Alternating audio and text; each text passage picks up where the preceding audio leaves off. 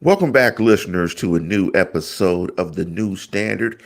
And as always, I have my partner in crime to my left. What's up, Big Neil?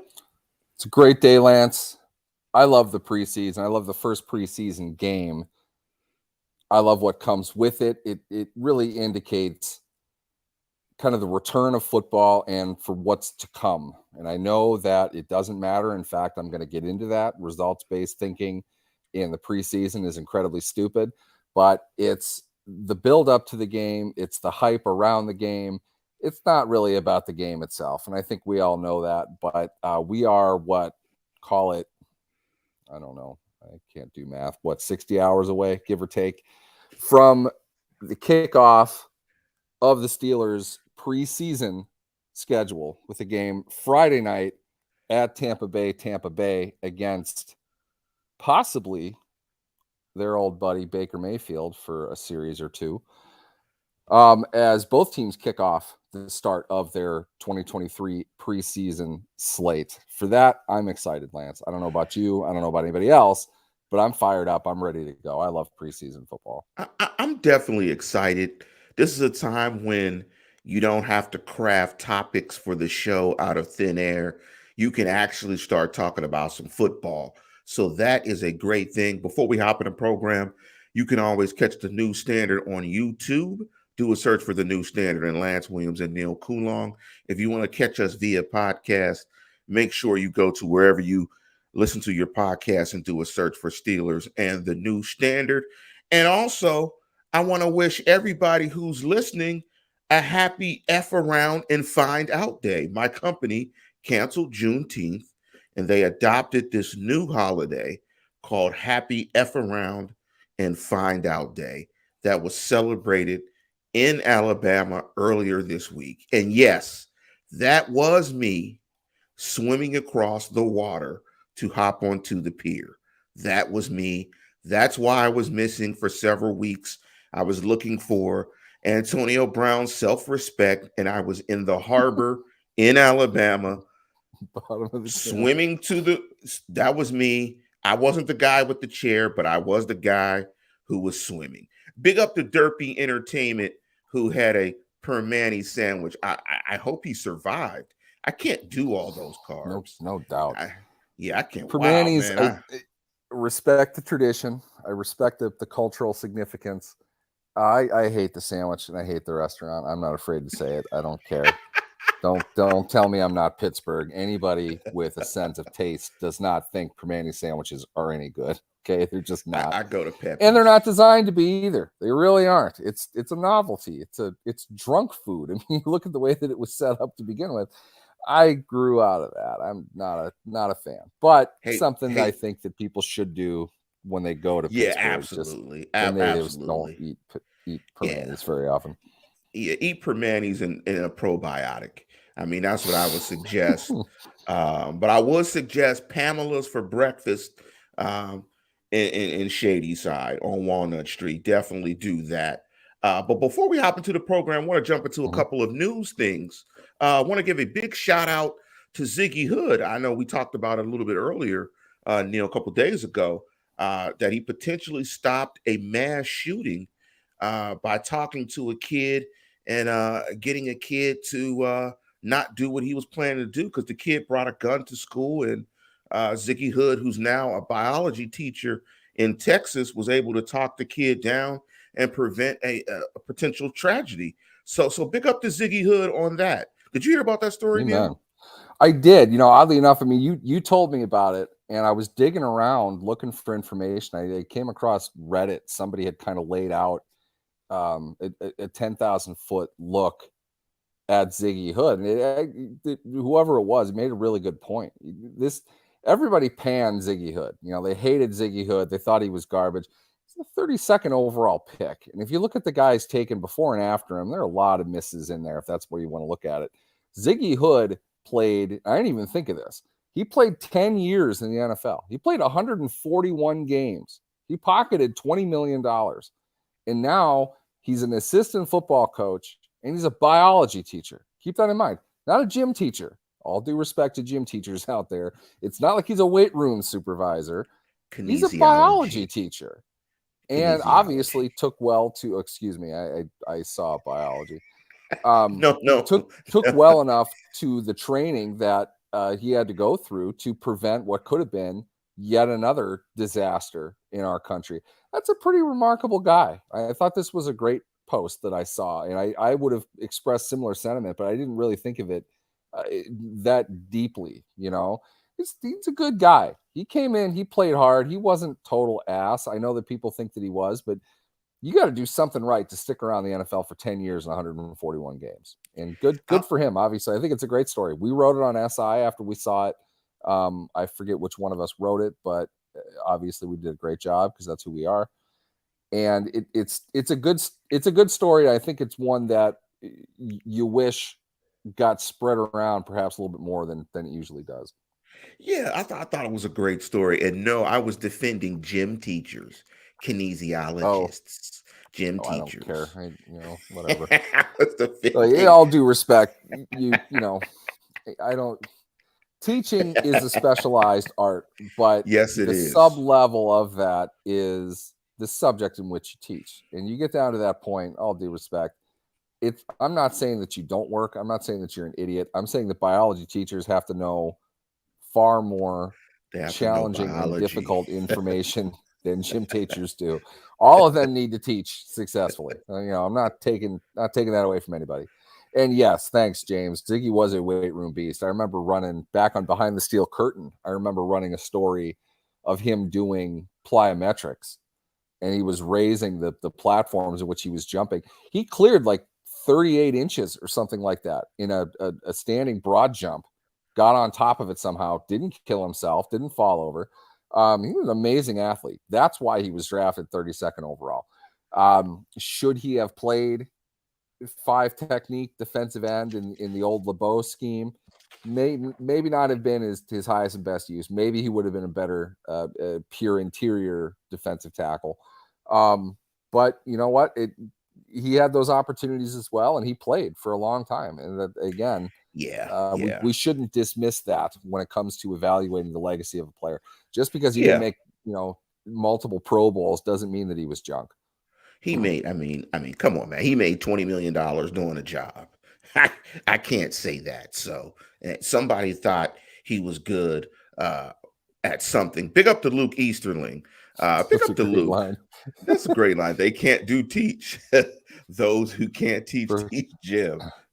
I mean, any School of Rock fans out there, Luke and I am always fascinated, by guys that can quote movies. I cannot do that. The other big news item, wanted to give a big shout out to, it's sort of still related because Mike Tomlin's involved, to Rondé Barber. I thought the things that Rondé Barber said about Mike Tomlin, about how Mike basically made, his coaching was pivotal in making him a Hall of Famer, was awesome. The type of love and gratitude that he showed to Mike Tomlin, I thought was very touching.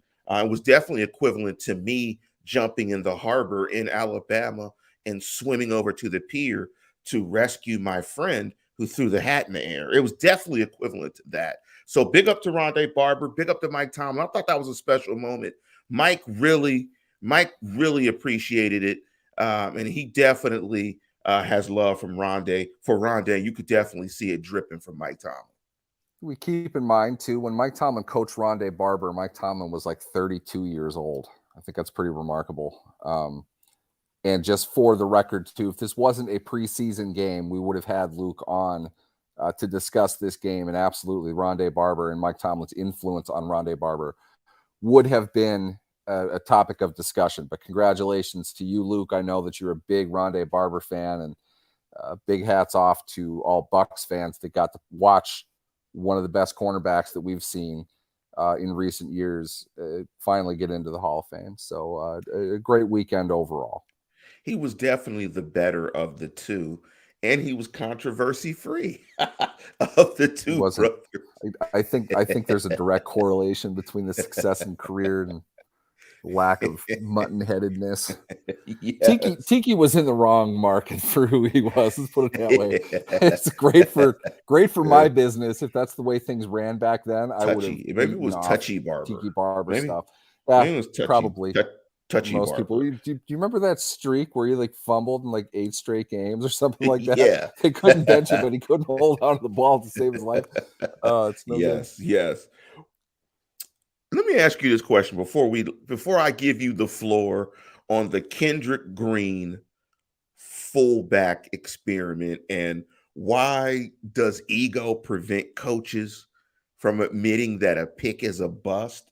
Are there 26 players in the NFL better than TJ Watt? I thought the 20s, I know he was injured last year, but I thought the 27 ranking was low.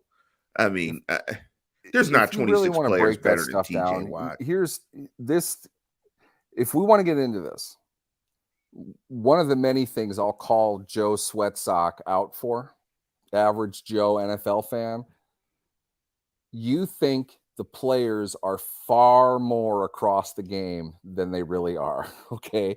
You ask any reporter that, ask any of them, ask any who's ever been in a locker room. They have a very surface based understanding and appreciation for what's going on across the rest of the league. I'm not saying that they don't know the game. I'm saying that they are not glued to the TV for 13 straight hours every Sunday. They have their job. They're beaten to hell. They go do whatever it is that they do. They tune out. They might watch the primetime games, but that's it. They're not keeping up with everything else that's going on across the league. In other words, Joe Sweatsock probably knows a lot more about every player in the league than the average NFL player does. There are some that do, but also at the end, they don't give a shit about this kind of thing. They're not getting contract incentives based on where they finish in the arbitrary content filling machine that is NFL Network's top 100 players. They're remembering that TJ Watt was Defensive Player of the Year, and he no longer was. I wouldn't be surprised if they didn't know that he was hurt last season. They don't look at it that in depth. They have their own little sphere, and there are friends and college teammates that they might vote for. But by and large, they're not taking it overly seriously. So at the end of the day, yes, if we want to really get into it, I tend to not like to give these things oxygen just because it's pointless. My list is not going to be the same as theirs. And they're both stupid, I'm sure. There's no good way to do this anyway. But what I know is TJ Watt is at worst one of the 5 most important defensive players heading into this season. And he's proved his ability for many years, including a Defensive Player of the Year award, which is in the Aaron Donald era, extremely hard to win. So yeah, absolutely. Give him that. He won it over Aaron Donald in the season Aaron Donald played, I think, 15 games, 15 out of 16. Yeah. Really hard to do. You're talking, Aaron Donald legitimately might be the best defensive player to ever play the game, the way that we've seen this work out right now. Yeah. For TJ to have won that, and for TJ, this is the best TJ Watt stat. The only guy, I think since Lawrence Taylor, he was the only guy to field at least one first place vote in 3 consecutive Defensive Player of the Year votings. That's an amazing accomplishment if you look at it. Donald won his 3 out of 4 years or something like that. He's probably going to tie him this season because he's Aaron Donald. Aaron Donald had the 1 injury year. Watts ended based on injury. That's usually what happens. To be at that high of a level for 3 consecutive seasons on the defensive side of the ball is just not normal. And it's a pretty remarkable accomplishment. No, Myles Garrett did not come close to that. Okay. He's not on that level. With all due respect to Myles Garrett, a player that I definitely think has a Hall of Fame track. I think Steelers fans absolutely hate him and refuse to acknowledge that he's a damn good football player. Watt is just better. Watt has been better. Yeah. I don't think it's really even all that debatable. So as far as where he ranks goes, I don't think it matters. I don't really care. Myles Garrett has been ahead of TJ Watt in everything except the real production on the field and results voting, not this top 100 crap. Not even, we can just Watt's end an it by all-pro saying, when he's healthy. We could just end it by saying Myles Garrett is a Brown. But let's jump to the Kendrick Green experiment in training camp as a fullback really quickly. I'm gonna just open the floor to you. I mean, because when I see Kendrick Green throwing a block, it feels like a sideshow. It feels like Sideshow Bob. And it's just, I think it speaks to coaches will not give up on guys or give up. Well, I shouldn't say that. Coaches sometimes are overly stubborn and won't just admit when they made a mistake. I have no interest in watching Kendrick Green as a fullback. It seems like a carnival parlor trick or something. But speak to, this thing about egos and coaches and this whole Kendrick Green thing, and just what's your perspective on it? I think it's a sideshow. It's not a sideshow. There is something to be said, generally speaking, what's called the sunk cost fallacy, which is continuing to put time and money into something because you previously did. What it means is you're better off cutting your losses because you probably have a good idea of what that thing is. I don't think that that's entirely true when it comes to the NFL. It doesn't mean that it can't, but we're talking about Kendrick Green, who is right now, put it this way, if they cut him, and they probably will, it would not be a shock if he signed somewhere else. He is an experienced NFL offensive lineman. I'm not saying that he's great. I'm saying he got caught up, one, at a position that he didn't play very much. They, in my opinion, he did not function at the center position the way that they felt he was going to when they drafted him. What I mean by that really is he had the slowest snap in NFL history. And that's really what his problem was, top to bottom. He probably should have been an NFL guard. And I think if he was a guard, I think he probably would have had more success. But the problem is he came in too late here to play guard. He can't play guard in Pittsburgh anymore. They've put too much time and money into that. He had his opportunity, that window closed. Is he a reserve? Yeah. I don't have any issue with that. He's cheap. Keep that in mind. He doesn't make a whole lot of money. He's young. He's relatively healthy. And he's a good athlete. We've seen that. They're trying him out at fullback and H-back, in my opinion, I think, to justify keeping him as a backup. If he can't do that and they don't have any other utility for him, they'll probably cut him. But they want to take a look and see what else he might be able to bring to the table in another way. So all of that said, it's entertaining, I think, for sure. There are certain packages in which if you have the ability to legally put another offensive lineman on the field, you're going to have an advantage because the defensive line can only put so many guys on the field. You can't put a defensive lineman at linebacker. So you're going to have a mismatch in there somewhere. That's about as jumbo and as heavy a package I think the Steelers could possibly run. But if he is a backup offensive lineman and they have those packages that they want to run against certain teams, sure, it's smart to look into it. I think we make a lot out of it because the media will jump at the chance to talk about it because it's funny, it's interesting. It doesn't mean that this is a significant issue, that this is just something they're trying out.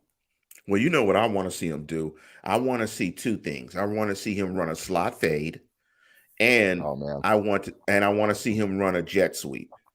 He can do that, then yeah, they totally misdrafted him. He's able to do that at the NFL level. Dude, at his size, I want to see him run a jet sweep. Real quick, you were right on the Quan Alexander thing. I was reading a quote from Jerry Dulock, and Dulock said basically exactly what you said, that the Quan Alexander signing was a depth signing in that Roberts and Holcomb right now are slotted in as the starters. And that's a nice transition to depth chart.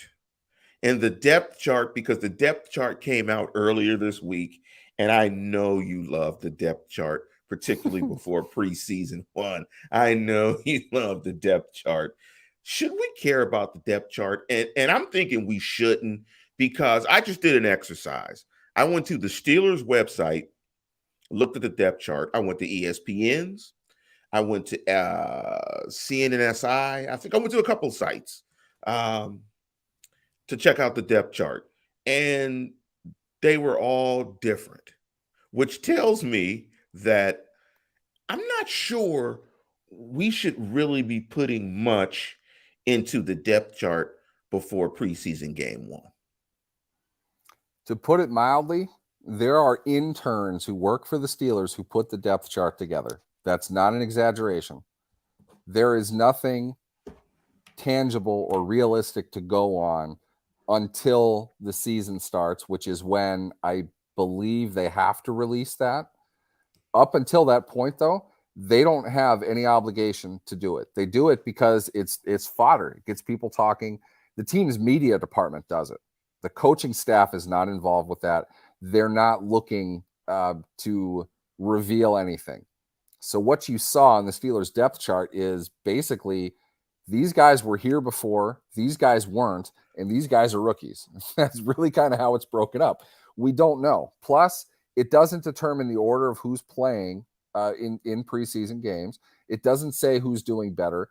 All they do really is kind of just go by what they've seen to this point of where somebody is playing. In other words, you see Calvin Austin and Allen Robinson listed under one of the nebulous receiver positions. You have to assume that that's the slot receiver spot.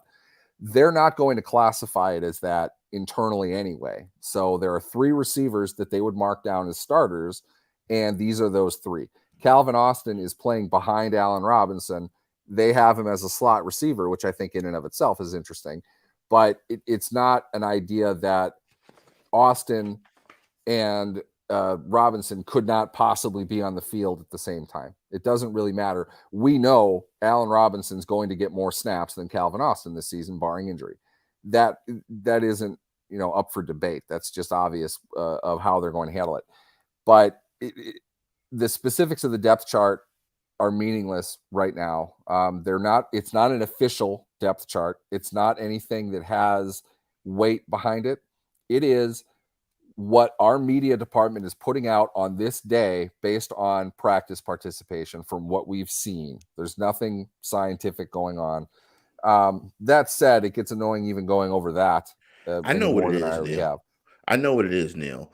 The depth chart before preseason game 1 is paper plane material. Yeah. You can just make a really good paper plane with it.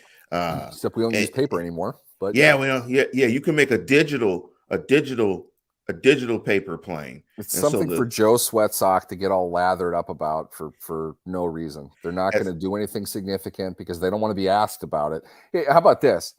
Ask a reporter in Pittsburgh. Go ask Mike Tomlin about the depth chart right now. Find out what happens to you. You mentioned fuck around and find out earlier. Do that. Ask Mike Tomlin about a guy on the depth chart right now. Let's see what he says. Not going to get a pleasant response. He's just going to say Alabama. Anyway, let's switch to some position battles before we jump into, let's jump into the things we want to see in the game, and we might be able to weave that in there. Let me give you going into this preseason game, and listeners, you're checking out The New Standard as always on YouTube, and you can also check out the show on a podcast feed by doing a search for The New Standard, hosted by yours truly, Lance Williams and Neil Coulon. Here are some things that I'm looking for in game 1. Number 1, I want to look at the first round draft pick, Bro Joe.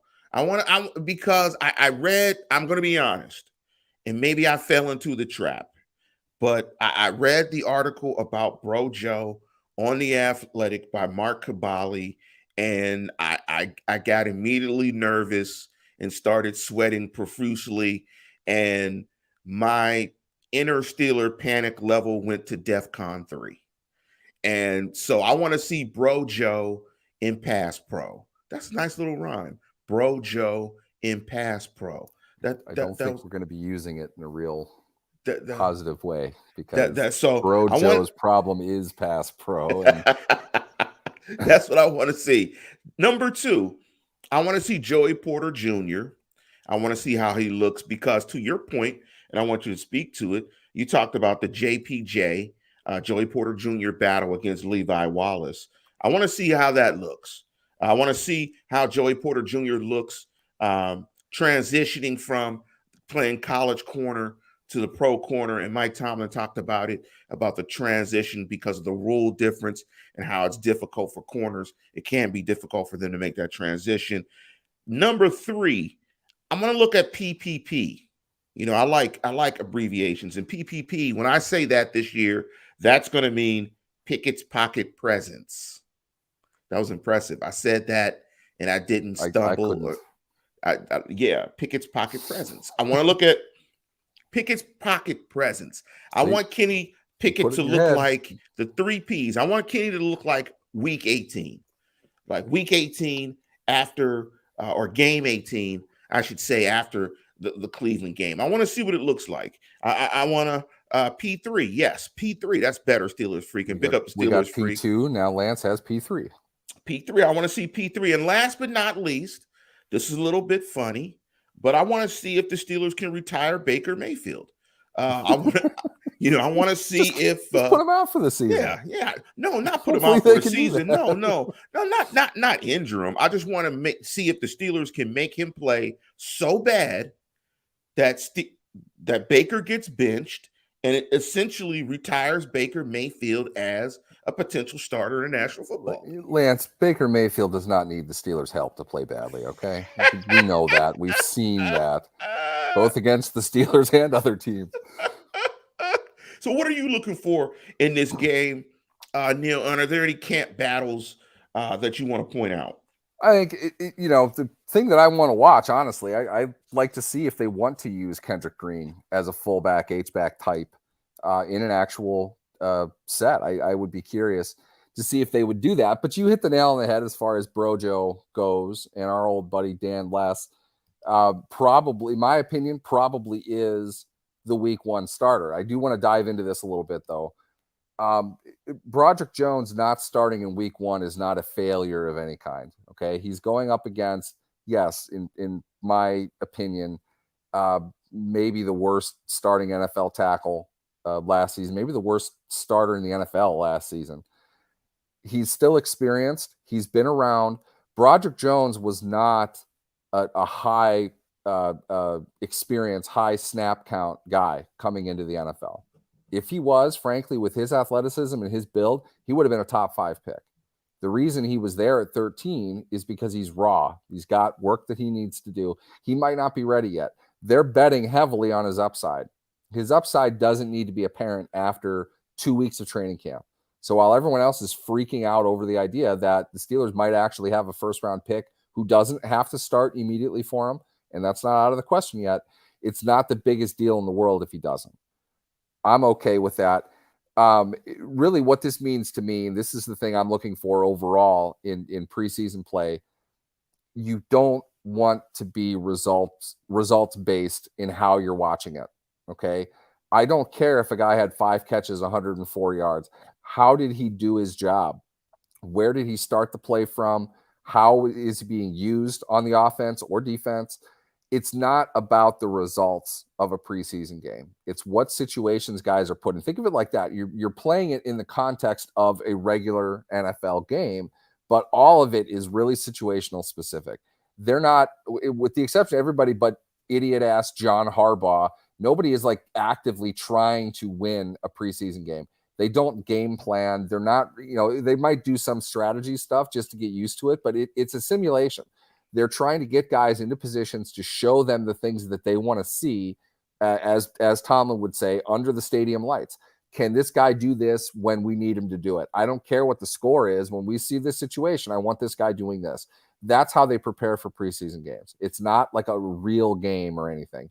So looking at, Kendrick Green in a package like that certainly would be interesting. Watch Dan Less's technique. Is it better? Does he have a better drop step? Is he a better on balance when he's punching? Those are the kinds of things I want to see. If he gives up a sack and he played the play right, okay, that's fine. Obviously you don't want to give up a sack, but it might not have been entirely something that he caused, which is something we saw a lot of last preseason. Did he take a step forward? Because if he did, to be honest with you, he's probably going to be their starter. Jones, from what I have seen of Jones, and most of that is college, I don't know if he is ready to be a starter right now. I'm not worried about his long-term progression. It might take half the season for him to get up to that point, and that's great. That's what you want. Is Moore ready for that? Results-based thinking is putting everything into the stats and a win-loss and saying this matters because of this. It's not what preseason is about. You're watching their technique. You're watching how they're used, and you're looking to see how they respond in certain situations. To me, that's really what it's all about. We are going to get some Steeler football this week. And I think we're going to do a show after the game, depending on when the game is broadcast. Um, I think I'm not sure when. I know the game is Friday, but I'm not sure when it's going to be televised. It might be televised maybe the day after. I have a few ways to be able to watch said game live. So I may be doing that as well. And but we'll keep you guys informed as to whether we're going to do a show immediately afterwards. But we're going to try to break it down. If we don't, we'll be back regular time on Wednesday to break the game down. I want to thank everybody for hopping onto the program. Thank you for the comments, Steeler Freak. You were on absolute fire today. And with that, we're going to conclude the program. And as always, tune in, tell a friend, and subscribe. Go Steelers.